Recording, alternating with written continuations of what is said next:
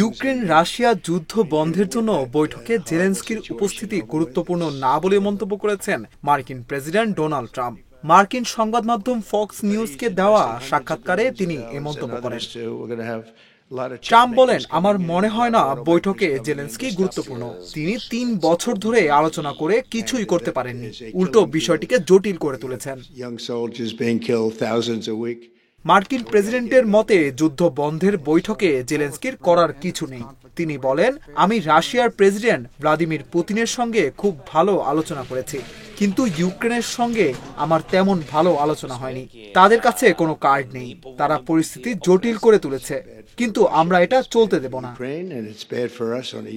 Trump ক্ষমতায় আসার পরই ইউক্রেন রাশিয়া যুদ্ধ বন্ধে তৎপর হন। তিনি মস্কোর সঙ্গে এ নিয়ে আলোচনা শুরু করেন। তবে বৈঠকে কিয়েভ ও ইউরোপকে পাত্তা দিচ্ছে না ট্রাম্প। চলতি সপ্তাহে ইউক্রেনে যুদ্ধবিরতির জন্য সৌদিতে রুশ ও মার্কিন কর্মকর্তাদের বৈঠক হয়, এতে আমন্ত্রণ পাননি জেলেনস্কি। সম্প্রতি এক সাক্ষাৎকারে ইউক্রেনের প্রেসিডেন্টকে স্বৈরশাসক হিসেবে আখ্যায়িত করেছেন ট্রাম্প। তার দাবি ইউক্রেনই যুদ্ধ শুরু করেছে। এর পরিপ্রেক্ষিতে জেলেনস্কি সংবাদ সম্মেলনে বলেন, যুক্তরাষ্ট্রের প্রেসিডেন্ট রাশিয়ার তৈরি ভুয়া তথ্যের জগতে বাস করছেন। এদিকে যুদ্ধের খরচা প্রশ্নেও এক ধরনের মতবিরোধ তৈরি হয়েছে যুক্তরাষ্ট্র ও ইউক্রেনের মধ্যে। কিয়েভের ভাষ্যমতে যুদ্ধে এখন পর্যন্ত তাদের ৩২,০০০ কোটি মার্কিন ডলার ব্যয় হয়েছে। এর মধ্যে ইউক্রেনের পকেট থেকে গেছে ১২,০০০ কোটি ডলার, বাকিটা জুগিয়েছে যুক্তরাষ্ট্র ও ইউরোপ।